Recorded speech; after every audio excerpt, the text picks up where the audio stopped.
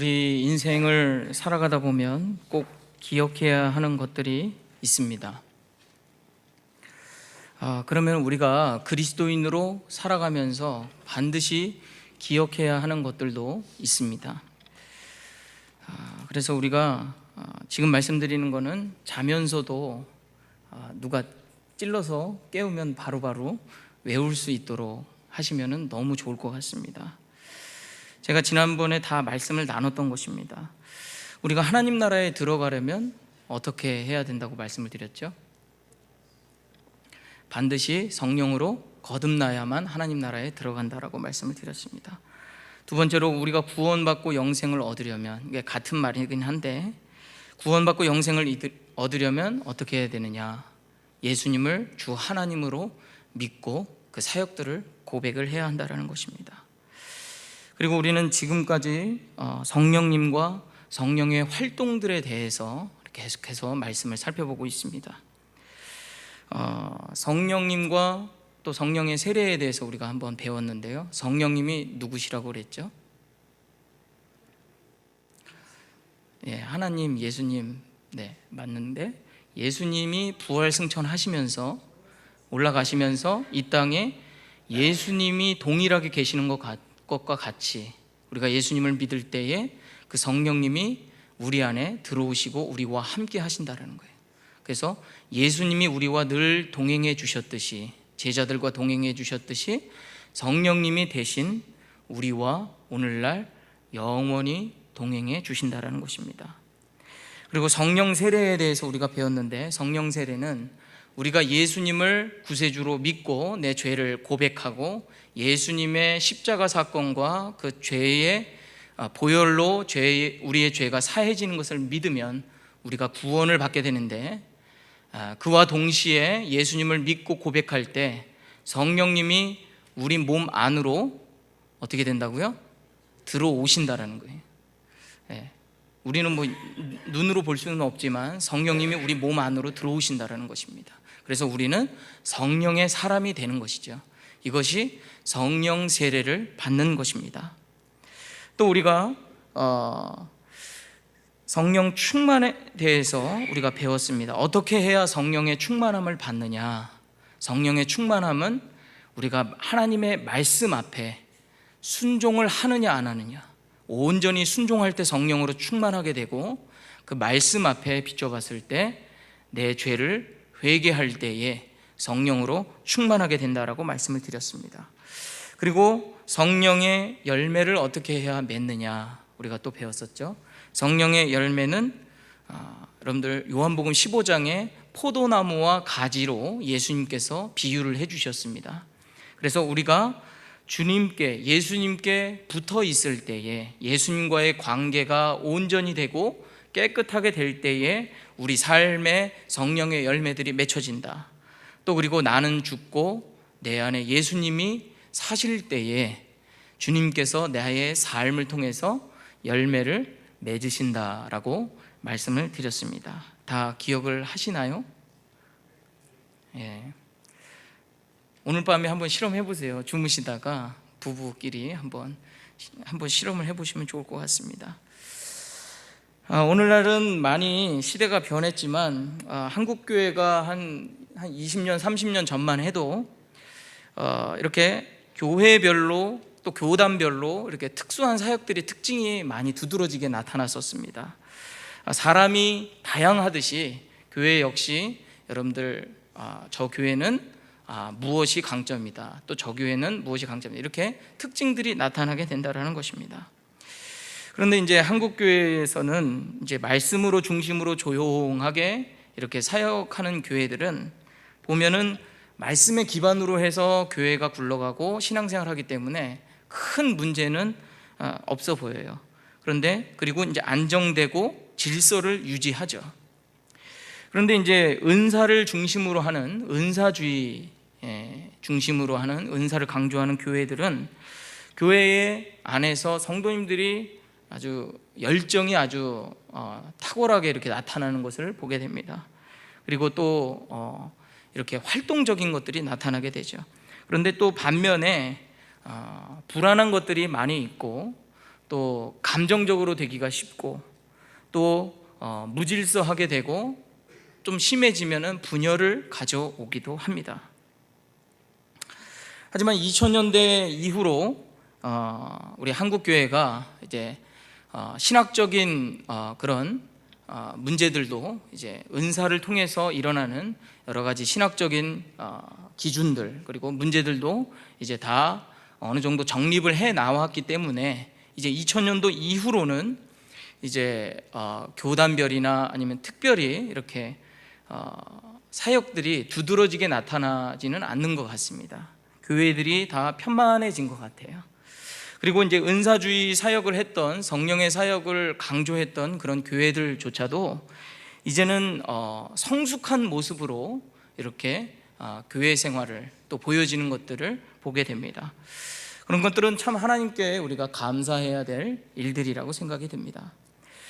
오늘 말씀은 제가 이제 지난번부터 계속 성령에 관한 어떻게 보면 시리즈로 설교를 하게 됐는데 이제 다음에도 뭐 계속해서 성령에 관해서는 얘기를 하겠지만 이제 성령의 은사라는 부분에 대해서 오늘은 말씀을 나누고자 합니다. 오늘 성경의 말씀은 성령의 은사를 분명하게 증언하고 있습니다. 그래서 12장 1절에 오늘 말씀을 읽어보면 사도 바울이 이렇게 말합니다. 형제들아, 신령한 것에 대하여 나는 너희가 알지 못하기를 원하지 아니하노니. 참 알지 못하기를 원하지 아니한다. 이게 두 번 부정이기 때문에 형제들아, 신령한 것은 뭐냐면 성령님께서 주시는 은사들이에요. 그것들에 대해서 너희 고린도 교회 성도들이 알기를 원한다라는 거예요. 왜 알기를 원하냐? 그것을 제대로 알고 그래서 그 은사들을 활용해서 그것들을 잘 사용하기를 원한다라는 것입니다. 그래서 오늘 우리는 말씀을 통해서 은사가 무엇인지, 그리고 또 하나님께서 은사를 우리들에게 주시는 목적이 무엇인지, 또 과연 은사를 어떤 사람이 받게 되는지에 대해서 우리가 살펴보면서 은혜를 나누고자 합니다. 먼저 우리가 아까 찬양에도 불렀는데 은혜라는 단어가 있습니다. 여러분들 은혜가 무엇이라고 생각하십니까? 선물이에요? 은혜가? 은혜가 뭐죠? 다 저 앞에 정답이 나와 있죠. 받을 만한 가치가 없는 사람에게 값없이 주어지는 것이 은혜입니다. 이것이 한자로 은혜 은자, 은혜 해자를 써서, 그러니까 우리가 죽을 수밖에, 죄로 인해서 죽을 수밖에 없는 우리들이지만 예수 그리스도의 보혈의 피로 우리의 죄가 사함을 받고 예수님을 우리가 믿음으로 말미암아 영생에 이르게 됐다라는 것이 바로 은혜라는 것입니다. 그러면 오늘 이제 이야기 나눌 은사에 대해서 살펴보겠습니다. 은사가 뭐죠? 은사. 저도 이번에 한글을 다 읽으실 수 있으시죠? 저도 이번에 한자를 좀 더 자세히 한번 살펴봤는데요. 은사가 은혜 은자에다가 줄사자라는 거예요. 그래서 은사라는 뜻은 왕이 선물을 준다, 하사한다, 이런 뜻을 갖고 있습니다. 그래서 우리 기독교에 이제 적용을 하면 우리의 왕 대신 하나님이 우리 믿는 그리스도인들이 백성들인데 그 백성들에게 주시는 선물이라는 거예요. 그래서 은사는 선물이다, 이렇게 생각을 하시면 되겠습니다. 그렇다면 우리가 은사를 받아야 할까요? 받지 말아야 할까요? 선물은 다들 좋아하시네요. 하나님께서 주시는 것이라면 감사함으로 잘 받아서 그것을 활용하는 것이 중요합니다. 우리가 은사를, 사도 바울은 서신서에서 은사 얻기를 사모하라고 되어 있어요. 그래서 은사를 간절히 사모하되, 하지만 은사는 하나님의 주권하에 있는 거예요. 그래서 선물을 하나님께서 필요하면 그 사람에게 주실 수도 있고 주시지 않을 수도 있다는 거예요. 이것이 성경 말씀에 있는 것이니까 우리가 이것을 대전제로 해서 인정해야 한다는 것입니다. 그렇다고 하나님 앞에 간구하지 않으면 안 됩니다. 우리가 간절히 원하면, 하나님 뜻에 합당하면 간절히 사모해야 한다는 것입니다. 특별히 이제 성경에 말씀 가운데 성령의 은사라는 단어가 나오는데 그 단어가 두 가지 표현으로 나옵니다. 하나는 단수로 나오고 하나는 복수로 나오는데 우리 성경 말씀에서는 우리 한글로는 솔직히 이게 복수인지 표현이 안 돼 있어요. 그런데 이 헬라어로는 원래 이것이 단수이고 복수로 사용이 됩니다. 그래서 그 의미가 더 명확하다라는 거예요. 무엇이냐면 성령의 은사가 단수로 쓰여질 때는 바로 성령님을 의미합니다. 성령님을 지칭하는 거예요. 그래서 그 성령님은 우리가 예수님을 믿으면 그리스도인에게 주시는 하나님의 선물이죠. 성령님도 하나님이 주시는 선물입니다. 우리에게 주신. 그런데 이제 그 뒷부분에 성령의 은사들이 나오는데 이것은 복수로 쓰여지는 것으로 우리가 오늘 이제 살펴볼 은사들입니다. 예를 들자면 사도행전의 2장 38절에 이런 기록이 있어요. 베드로가 이르되 너희가 회개하여 각각 예수 그리스도의 이름으로 세례를 받고 죄사함을 받으라. 그리하면 성령의 선물을 받으리니 라고 되어 있습니다. 성령의 선물을 받으리니. 성령의 선물이 뭐냐 이거죠. 여기서는 단수로 쓰여졌기 때문에 이 성령을 선물로 받는다라는 뜻입니다. 그렇게 기억을 하시면 되고, 또 잘 아시는 로마서 6장 23절에 죄의 삭슨 사망이요 하나님의 은사는 그리스도 예수 우리 주 안에 있는 영생이니라. 그러니까 우리가 그냥 은사들이라고 복수로 생각을 하면은 뭐 은사들은 굉장히 많죠. 지혜의 은사, 지식의 은사 이런 것들이 있는데 그 은사가 어떻게 예수 그리스도 안에 있는 영생을 주느냐, 이게 헷갈리게 된단 말이죠. 근데 말씀 보셨듯이 하나님의 은사라는 것은 단수기 때문에 성령님은 그리스도 우리 주 예수 안에서 우리에게 영생을 주신다라는 거예요.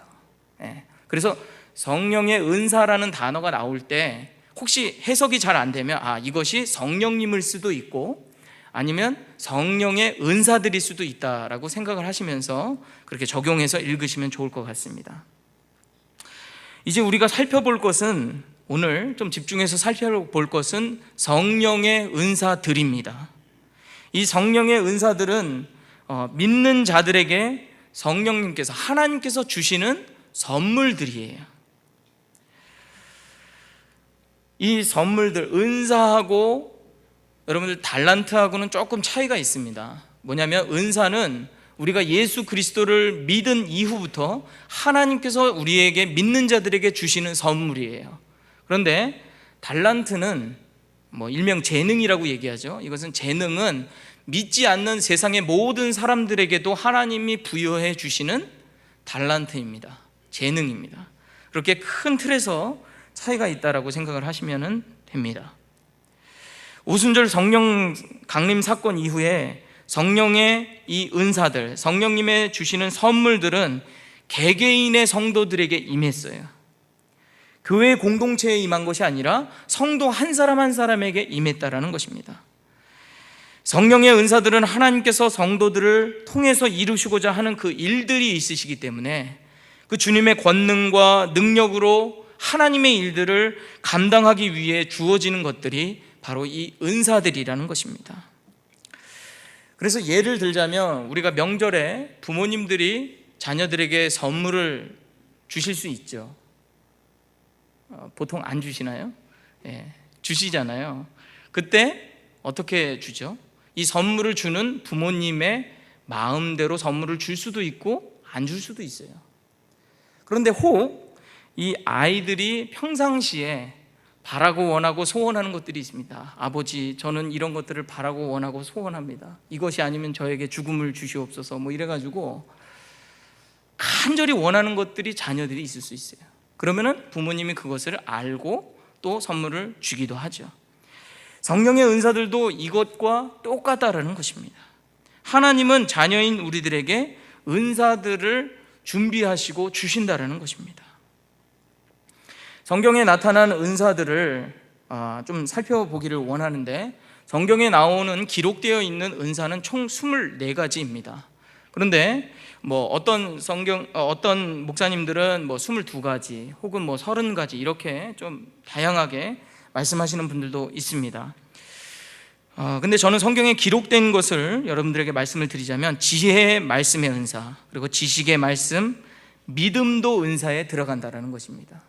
다른 사람들은 다 안 믿는데 이분이 믿는 거예요. 근데 웃긴 것이 그게 일어나는 거예요. 이게 믿음의 은사죠. 병 고치는 은사, 능력 행하는 것은 기적입니다. 그리고 예언하는 것, 이 예언하는 것은 여러분 우리 성도님들이 일반적으로 알고 있는 뭐 예언 기도를 해준다, 이 예언하고 전혀 틀린 이야기입니다. 이 예언은 하나님의 말씀을 대언하는 거예요. 그래서 하나님의 말씀으로 우리가 어떻게 살아야 한다라고 주의 백성들에게 선포하는 것이죠. 그리고 영들을 분별하는 것, 각종 방언을 하는 것, 방언 통변을 하는 것, 사도들, 선지자, 교사, 목사 다 은사라는 것입니다.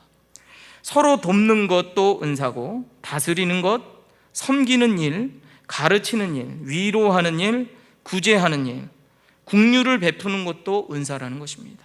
복음 전하는 것도 은사이고, 손님을 대접하는 것, 손님께 봉사하는 것도 은사라는 것입니다. 그러면 이렇게 은사들이 하나님께서 은사들을 주신 목적이 무엇이냐 이것이죠. 예수 그리스도를 우리가 만나고 우리가 예수님으로부터 구원을 받으면 우리의 삶은 하나님의 영광을 위해서 살게 됩니다. 하나님의 영광을 바라보면서 살게 된다는 거죠. 내 삶으로 하나님께 영광 돌린다라는 것입니다.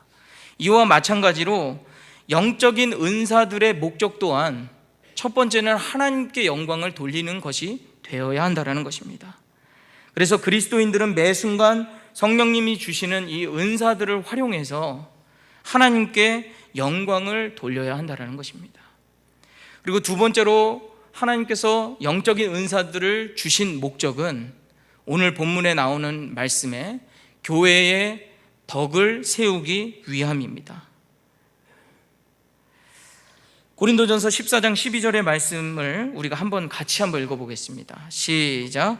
그러므로 너희도 영적인 것을 사모하는 자인즉 교회의 덕을 세우기 위하여 그것이 풍성하기를 구하라. 은사를 사모해야 되는데 교회의 덕을 세우기 위해서, 교회의 유익을 위해서 은사 받기를 풍성히 구하라는 것입니다. 신약 성경에서 교회는 그리스도인들 한 사람 한 사람을 의미합니다. 그래서 사도 바울이 예수 그리스도께서 우리 안에 들어오셔서 예수님을 믿으면 성령님이 우리 안에 들어오시기 때문에 우리는 성령의 전이 된다, 즉 교회가 된다라고 말을 했던 것입니다. 그래서 성령님을 모신 모든 그리스도인들은 바로 교회가 된다는 거예요. 우리 각자가 오늘 예배를 마치고 이제 집으로 돌아가고 또 월요일이면 삶의 터전으로 돌아가잖아요. 그러면 우리는 누구냐면 뉴욕 초대 교회의 일원이라는 거예요. 뉴욕 초대교회라는 거예요. 내가. 에베소서 4장 11절에서 12절의 말씀을 한 번 더 살펴보겠습니다. 우리 함께 읽겠습니다. 시작. 그가 어떤 사람은 사도로, 어떤 사람은 선지자로, 어떤 사람은 복음 전하는 자로, 어떤 사람은 목사와 교사로 삼으셨으니 이는 성도를 온전하게 하여 봉사의 일을 하게 하며 그리스도의 몸을 세우려 하심이라. 앞에 나오는 어떤 사람은 사도로, 선지자로 쭉쭉쭉쭉 이런 은사를 준 이유는 성도들로 하여금 온전하게 한다는 거예요. 성도를 온전하게 만들어서 그들이 봉사의 일을 하게끔 한다는 거죠. 그리고 그리스도의 몸은 제가 아까 말씀드렸듯이 성도 개개인이라고 그랬죠. 그래서 성도를 세우려 하는 것이다 라고 지금 사도 바울이 말하고 있는 것입니다. 그래서 은사들의 목적은 성도를 온전하게 만들어서 봉사하는 것이고 그리스도의 몸을 세우는 것입니다. 이것이 은사를 받은 우리 그리스도인들이 이 땅에서 해야 될 일이고, 이 일을 위해서 우리는 주님으로부터 은사들을 받았다라는 것이에요. 주님은 성령의 은사들을 사용할 때에 나를 위해서가 아니라 다른 영혼들을 위해서 사용해야 한다라고 말씀하셨습니다. 에베소서 우리 주신 12절의 말씀을, 4장 12절의 말씀을 보면 모든 은사들은 성도를 온전하게 만들어서, 여기서 말하는 성도라는 것은 내가 아니죠. 다른 성도를 온전하게 만들어서 그들이 봉사하게끔 만든다라는 것입니다. 그래서 베드로전서 4장 10절의 말씀을 또 보면 각각 은사를 받은 대로 서로 봉사하라. 남에게 봉사하라는 거예요. 그러니까 봉사라는 것은 여러분들 나에게 하는 것이 봉사가 아니죠. 다른 사람에게 하는 것이 봉사입니다. 그래서 연약한 형제들이 교회 공동체에 있다면 믿음으로 그들을 세워주기 위해서 우리에게 필요한 것이 무엇이냐? 믿음의 은사라는 거예요. 믿음이 연약한 지체들에게 설명해 줘야죠. 또 병으로 고통당하는 우리 성도님들이 있다면, 혹 신유의 은사를, 병 고치는 은사를 가진 분이 있다면 그 성도들을 위해서, 또 교회의 덕을 위해서 그것을 사용해야 한다는 것입니다. 또 믿음이 연약한 지체들을 위해서 우리는 섬김의 은사를 활용해야 한다는 것입니다. 아까 또 예언이 있어야 된다고 그랬는데, 예언함, 그 예언이 왜 필요한가요? 다른 것이 아니라 하나님의 말씀을 통해서 성도들에게 주님의 말씀이 선포될 때에, 그러니까 예언될 때에, 예언된다라는 건 주님의 말씀이 나타난다라는 거예요. 대언한다. 그래서 그것이 들려질 때에 우리 성도님들이 은혜를 받고 우리 성도님들이 온전히 주님 안에서 세워지기 때문에 그런 은사들이 필요하다라는 것입니다. 따라서 우리에게 주어진 이 모든 영적인 은사들은 나를 위한 것이 아니에요. 하나님이 우리에게 주신 은사들은 나를 위한 것이 아니라 다른 영혼을 돕고 다른 영혼들을 위하고 다른 영혼들을 강건하게 세우기 위해서 주어진 것이라는 것입니다. 그래서 우리 이 자리에는 은사를 받으신 분들이 분명히 계실 텐데, 그 은사들을 통해서 우리가 영혼들을 세우고 또 교회 공동체의 유익을 세워 나아갈 수 있는 우리 귀한 성도님들이 되시기를 바랍니다. 두 번째로는, 그러면은 주님이 주시는 은사들은 과연, 이 좋은 은사들, 하나님이 주신 이 선물들은 그러면 누가 받게 되느냐는 것입니다. 고린도전서 12장 11절의 말씀을 보면 모든 일은 같은 한 성령이 행하사 그의 뜻대로 각 사람에게 나눠준다라고 되어 있습니다. 각 사람에게. 그리고 로마서 12장 6절의 말씀을 보면 받은 은사는 각각 다르다라고 되어 있습니다. 또 에베소서 4장 7절에는 우리 각 사람에게 주어진다라고 되어 있고, 또 베드로전서 4장 10절에 각각 은사를 받은 대로, 여기서 말하는 각 사람에게 각각이라는 것은 무슨 뜻이냐면 every man이라는 거예요. 그러니까 모든 사람에게 주어져 있다라는 거예요. 모든 사람이라고 해서 세상 사람들을 다 말하는 것이 아니죠. 예수 그리스도를 믿고 성령님이 이 안에 들어와서 계신 분들이, 그리스도인들이, 성도들이 바로 은사를 다 받은 사람들이라는 것입니다. 은사를 보면 24가지가 나오는데요, 여러분들 그 은사를 보면서 보면은 지혜의 말씀이 있죠. 이 지혜의 말씀은 오늘날 목사님들에게 주어지는 은사입니다. 그러니까 목사님들이 되시려면 이 은사를 꼭 받는 것이 좋죠. 그리고 또 예언하는 것을 받으시면 좋습니다. 그런 것들이 목사님들에게 주어지는 은사입니다. 또 지식의 말씀의 은사를 받는다라는 것은 성경 말씀을 깊이 연구해서 또 목사님들이 설교 준비할 때나 아니면 우리 성도님들에게 그 연구의 좋은 결과들을 나타내주는 그런 지식의 말씀을 깊이 연구하는 신학교 교수님들, 이런 분들에게 주어지는 은사입니다. 또 은사들을 보면 사도, 선지자라는 은사가 있는데, 이 은사들 24가지 은사들 중에서도 여러분들 일시적으로 나타난 은사들이 있습니다. 그러니까 오늘날에 나타나지 않는 은사들도 있다라는 거예요. 몇 가지가 되는데, 그 중에 특별히 사도, 선지자라는 은사는 주어지지 않는다라는 것입니다. 왜냐하면 사도는 예수 그리스도를 직접 본 사람, 동행한 사람이 사도로 임명을 받는 것입니다. 그리고 선지자라는 것은 크게 말씀을 드리면 하나님으로부터 직접 말씀을 듣는 사람을 선지자라고 얘기를 하는 것입니다. 우리 성경의 예언자라든가 선견자라든가 이런 표현으로 나오는 것들이 그런 것입니다. 그러면 오늘날 그러면 하나님으로부터 직통으로 우리가 음성을 들을 수 있느냐? 그런 분들 있으시잖아요. 저는 하나님으로부터 응답은 받을 수 있다라고 믿습니다. 그러나 하나님께서 뭐 누구누구야 뭐 어떻게 해라 이렇게 응답을 받은 거예요. 그래서 다른 사람한테 가서 하나님께서 당신에게 이렇게 말씀하십니다. 이게 굉장히 조심스러운 부분이라는 거죠. 이미 성경 말씀에 보면 모든 사도권과 선지자의 권한들은 크게 보자면 오늘날의 목사님들에게 그 영적인 권한들이 부여해졌다고 볼 수도 있고, 특별히 성경 말씀에는 교회의 그 권한들을 다 부여해 주었다라고 말씀하고 있습니다. 그리고 하나님으로부터 직접 받는 계시는 이미 사도 요한이 초창기 초기 기독교에 이미 계시의 시대는 끝냈다라고 말씀을 기록하고 있습니다. 그래서 우리에게 그럼 주시는 하나님의 말씀이 없는 것이냐? 그렇지 않다라는 거예요. 우리에게 주어진 말씀은 누구예요? 하나님의 말씀은 바로 성경책이라는 것입니다. 이 성경의 말씀이 우리에게 주어진 하나님의 말씀이라는 거예요. 근데 초기 기독교 때는, 초대교회 때는 이 하나님의 말씀이 기록이 안 돼 있었거든요. 그러니까 하나님이 계시로 주시는 거예요. 노아에게라든지 아니면 뭐 베드로에게라든지 사도 바울에게라든지 계시로 말씀을 직접 말씀하셨다는 것이죠. 그래서 오늘날 주변에서 우리가 들을 수 있는 신사도 운동 있죠. 신사도 운동, 그것이 뭐냐면 사도 시대 때의 능력이 나타나는 운동으로 다시 돌아가자라는 거예요.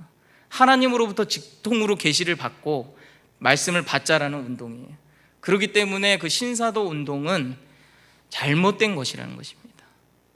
신사도 운동 가보셨습니까 혹시? 저도 안 가봤는데 이 이빨을 금이빨로 막 바꾼대요. 그런 일들이 일어난대요. 하나님이 정말로 크게 역사하시면 일어날 수 있을 수도 있지만 하나님은 우리에게 상식으로 역사하신다는 거예요. 그리고 초자연적으로도 역사하실 수 있어요, 분명히. 그런데 우리가 말씀에 비춰서 생각을 해야 한다는 것입니다. 그리고 또 한 가지, 우리가 은사를 생각하면은 초자연적인 것들만 생각해요. 그리고 아주 특별하신 분들, 신실하신 분들, 교회에서 정말로 뭐 24시간 기도 생활만 하시는 분들, 물론 그런 분들에게 주어질 가능성이 많이 있습니다. 은사는 그것을 부정하는 것은 아닌데, 우리는 무조건 초자연적인 거, 어떤 특별한 사람들만 은사를 받는다라고 생각을 해요. 하지만 여러분들, 제가 말씀드렸듯이 서로 돕는 것, 섬기는 것, 가르치는 것, 이것은 평범한 성도님들도 가질 수 있는 은사들이라는 것입니다. 위로하는 것, 구제하는 것, 긍휼을 베푸는 것, 손님을 접대하고 봉사하는 것, 이 모든 것이 은사에 들어가 있다는 거예요. 은사에는 경중이 없습니다. 은사에는 차별이 없고 모두 다 주님의 나라와 교회 공동체를 이루는 데에 똑같이 사용되는 하나님의 선물이라는 것입니다. 이것을 잘 기억할 필요가 있다는 것입니다. 그리고 말씀을 통해서 살펴보았듯이 은사라는 것은 특수한 성도님만 받는 것이 아니고, 우리가 예수 그리스도를 믿을 때에 성령님이 우리 안에 들어오시잖아요. 그때 우리가 성령의 은사들을 다 받게 돼 있어요. 그럼 목사님, 저는 은사를 받지 않은 것 같습니다. 단 무슨 문제가 있냐면, 그 성령님이 오셨을 때 성도 개개인에게 다 받았는데, 그리고 한 가지 이상씩은 다 받았다라는 거예요. 그런데 문제는 뭐냐면, 우리가 예수님을 믿고 주님께서 주신 선물이 있는데 그것을 모르는 거죠. 모를 수 있죠. 그리고 혹여나 은사를 알더라도 이것도 사탄의 영, 잘못된 영으로 온 거 아닌가 생각을 해서 하지 말아야지, 그러면서 사장시키는 경우도 있습니다. 분명히 말씀드리지만 은사는 하나님께로부터 오는 것도 있고, 물론 악한 영으로부터 오는 것도 있습니다. 그것은 영적인 분별, 특별히 말씀을 통해서 우리가 분별을 해낼 수 있어야 합니다. 그런데 그런 경우가 많다는 거예요. 일반적으로 우리 성도님들이 받은 은사들이 있는데 이것을 모르는 경우도 있고 사장시키는 경우도 있다라는 거예요. 저는 그런 경우가 조금 더 많이 있다라고 봅니다. 여러분들께서는 이 24가지 은사들 보면은 어떤 은사를 받으셨다고 생각하십니까? 다 잃어버리셨죠? 24가지 은사. 스크린으로 보시면서 과연 나는 무엇을 받았는가? 무엇을 이미 갖고 있는가? 어떤 분들은 한 가지를 가지고 있을 수도 있고, 어떤 분은 3가지, 4가지 이렇게 중복되게 가질 수도 있습니다. 근데 우리가 기억해야 되는 것은 무엇이냐면, 하나님은 한 사람에게, 쉽게 말씀드리자면 모든 은사를 주시지 않았다는 거예요. 한 사람에게만 슈퍼 파워를 주셔서, 손정훈 목사에게만 슈퍼 파워를 주셔서 교회를 이룰 수 있도록 그렇게 하지 않으셨다는 거예요. 다 각 사람에게 한 가지 이상씩은 골고루 나눠 주셨다는 것입니다. 그렇기 때문에 우리가 기억해야 되는 것은 무엇이냐면, 모두 다 겸손할 필요가 있어요. 내가 받은 은사가 더 잘난 은사도 아니거든요. 하나님이 주신 그냥 선물이기 때문에 그것을 겸손하게 사용하면 된다는 것입니다. 그리고 우리는 교회 안에서 다른 사람의 도움을 받기도 하고, 또 다른 사람의 필요를 채워주면서 함께 동역을 해나가야 한다는 것입니다. 그것이 중요하다는 거예요. 우리는 하나님께서 교회가 생명력을 얻도록, 또 강건하게 우리 교회가 성장하도록, 하나님의 사역을 위해서 쓰임받을 수 있도록 필요한 은사들은 오늘날 우리 성도님들에게 이미 주셨습니다. 왜냐하면 성령님을 받았을 때 이미 부여가 됐다라는 거예요. 그리고 또 우리 성도님들이 간절히 주님의 은사를 사모할 때, 하나님의 뜻에 합당하게 그것을 사모할 때에 주님이 주실 수 있다라는 것을 우리는 믿어야 한다는 것입니다. 이것이 하나님께서 하시는 일이에요. 그래서 성령의 은사에 대해서 우리 성도님들이 가져야 할 태도가 있습니다. 먼저 성도님들은 은사를 사모하고 구하고 기도하시기를 바랍니다. 하나님의 뜻에 합당하고 하나님을 기쁘게 해드리는 은사를 구한다면 주님은 반드시 우리에게 좋은 은사들을 주신다는 것입니다.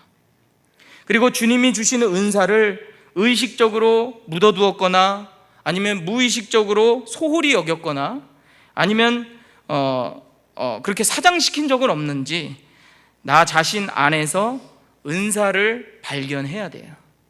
은사는 물론 재능이 아니기 때문에 이것을 훈련시켜서 발전시키는 것은 아닙니다. 그렇지만 하나님의 말씀에 비춰봤을 때 하나님께서 나에게 주신 선물이 있는지 없는지는 우리가 확인을 할 필요가 있다는 것이죠. 그래서 이미 우리가 받은 은사들이 있을 거예요.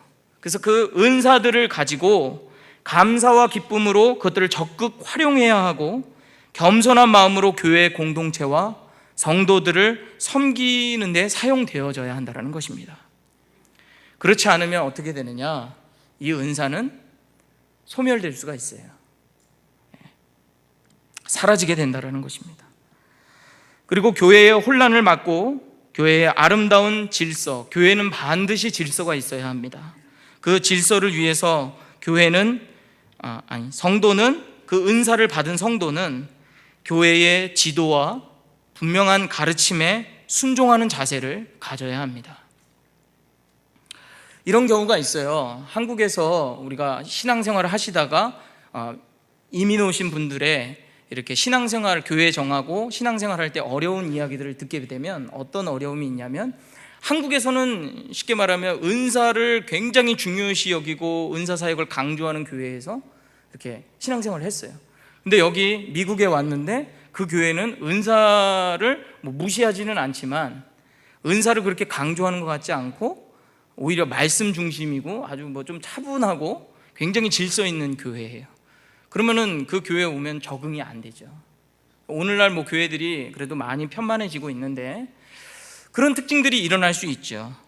그래서 교회에 대한 불평과 불만, 우리 교회는, 한국에 있는 교회는 이랬는데 지금 이 교회는 이렇네 하고 이야기가 나올 수 있다는 것입니다.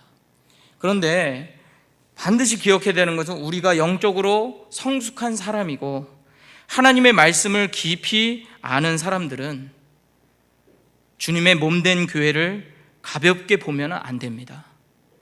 그리고 교회를 제대로 보아야 하고 주님의 몸된 교회를 귀하게 볼 수 있어야 합니다. 저는 우리 성도님들이 삶 가운데 말씀을 기반으로 성령의 역사들이 여러분들 삶 가운데 많이 일어나기를 간절히 소원합니다. 둘째로, 성령의 은사에 대한 교회의 자세가 있어요. 성도님들의 자세가 있으면 교회의 자세도 있다는 것입니다. 저는 이 한국 교회들을 경험하고 또 몇 군데 교회들을 경험하면서 이 교회들이 정말 우리 성도님들이 받은 은사들에 대해서 잘못 대처했을 때 어려움을 겪는 것들을 많이 보았습니다.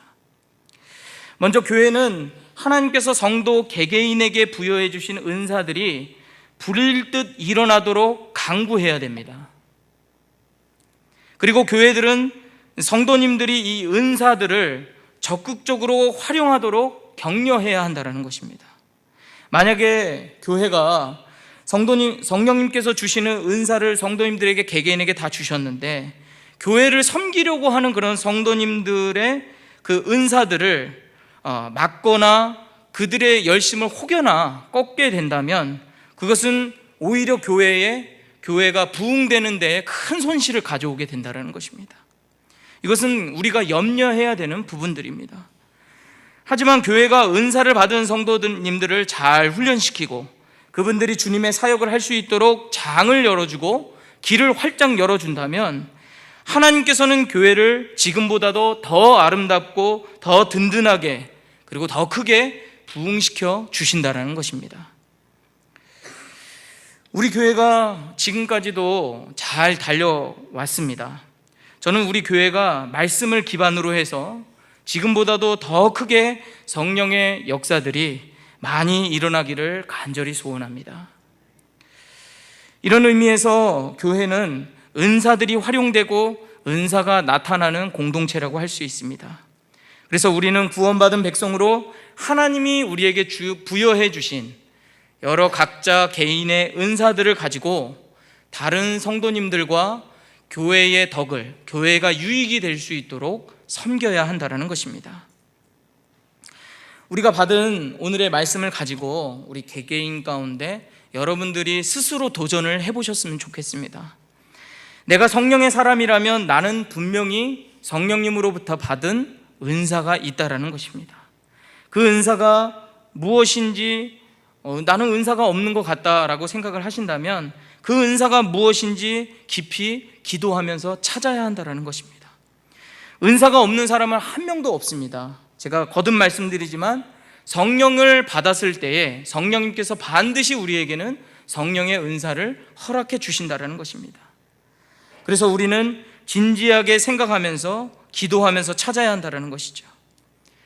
그리고 혹여나 은사를 받은 분들이 있습니다. 그것은 본인들이 아실 것입니다. 그 은사를 받은 분들은 은사가 있는데 이 은사로 봉사를 안 하게 돼요.